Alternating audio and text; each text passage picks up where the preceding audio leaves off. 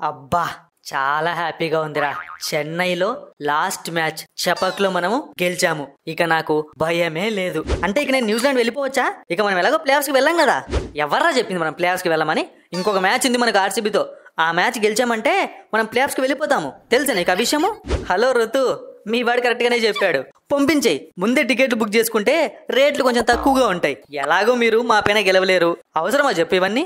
ఏంటి కోహ్లీ అన్న, మా మీద గెలిస్తే మీకు 14 పాయింట్లు వస్తాయి. మాకు ఆల్రెడీ 14 పాయింట్లు ఉన్నాయి. మేమెందుకు గెలవు? ఈజీగా గెలిచేస్తాము. మీ మీద గెలుస్తాము, ప్లే ఆఫ్స్కి వెళ్తాము.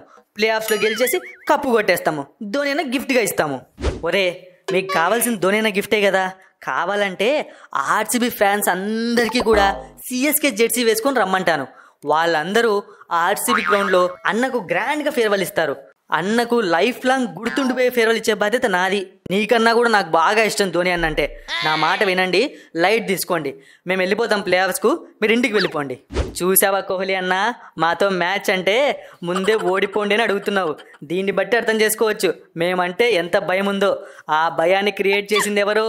చెన్నై టీం. అయినా ఇంకొకటి ఉండ్రా, ఎవర్రా భయపడింది? బ్యాక్ టు బ్యాక్ 5 మ్యాచ్లు గెలిచాం. ఈ 2024 ఐపీఎల్లో ఏ టీం కూడా 5 మ్యాచ్లు గెలిచలేదురా.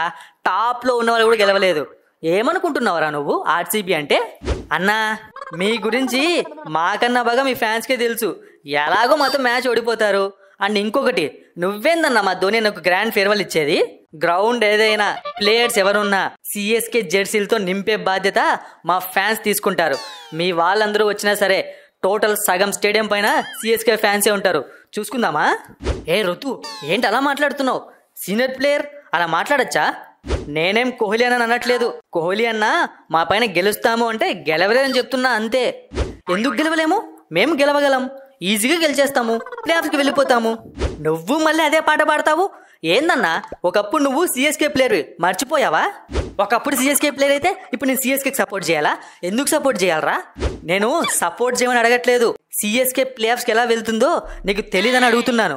కోహ్లీ, వీడు చెప్పేది నిజమే. మనం ఈ పాయింట్లో ఆలోచించలేదు. నాకు ఈ సిఎస్కే పైన చాలా డౌటు. ముఖ్యంగా ధోని మీద ఇంకా డౌటు. గెలిచి ప్లే ఆఫ్స్కి వెళ్ళినా వెళ్ళిపోతారు. ఇదిగో ఫ్యాఫు, ఇదే భయం. వాళ్ళు ఇదే భయాన్ని క్రియేట్ చేసి ఇంపార్టెంట్ మ్యాచ్లో గెలిచేస్తున్నారు. మనం కూడా సిఎస్కేతో మ్యాచ్ అయ్యేటప్పుడు ముంబై లాగా స్ట్రాంగ్గా ఉండాలి. అప్పుడే వీళ్ళపైన ఈజీగా గెలిచేస్తాము. రికార్డ్స్ చూసుకున్నా కూడా మనకు కొంచెం తేడాగానే కనిపిస్తోంది. అబ్బా, మనం గెలవడం కష్టమే అనిపిస్తోంది.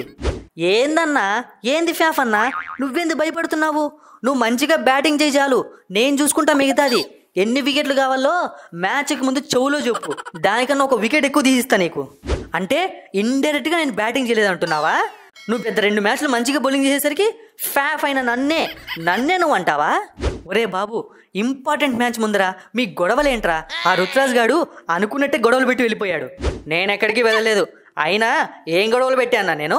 మేం గెలుస్తామని చెప్పా అంతే. మీరే కొట్టుకు చేస్తున్నారు. సరేరా, నా దగ్గర ఒక మంచి ప్లాన్ ఉంది. ఆ ప్లాన్ చెప్తే మేము ఇద్దరం ప్లే ఆఫ్స్లో ఉంటాం. ఏమంటావు? అందులో మేము ఓడిపోం కదా. మేము ఓడిపోమంటేనే ఒప్పుకుంటాను. ఒరే, మీరు ఓడిపోతారా కానీ ప్లే ఆఫ్స్కి వస్తారు. నేను ఎందుకు నమ్ముతా? 14 పాయింట్లు వస్తాయి మేము ఓడిపోకుంటే. ఎట్లా పోతాం ప్లే ఆఫ్స్కి? అదే కదరా మ్యాజిక్. నెక్స్ట్ 2 మ్యాచ్లు హైదరాబాద్ ఓడిపోయింది అనుకో, ఎల్ఎస్జీ ఇంకొక మ్యాచ్ ఓడిపోయింది అనుకో, మనం ప్లే ఆఫ్స్కి వెళ్ళిపోతాం రా. మీకు రన్ రేట్ ఉంటుంది, మాకు రన్ రేట్ ఉంటుంది. మీరు జస్ట్ మొత్తం మ్యాచ్ ఓడిపోండి అంతే. చూడన్నా, మేము గెలిచేది మేము ఓడిపోయేది మా చేతుల్లో ఉంటుంది. ఎస్ఆర్ఎస్ 2 మ్యాచ్లు ఓడిపోయేది మా చేతుల్లో ఉంటుందా? ఇట్లాంటి కథలు నాకు చెప్పకను.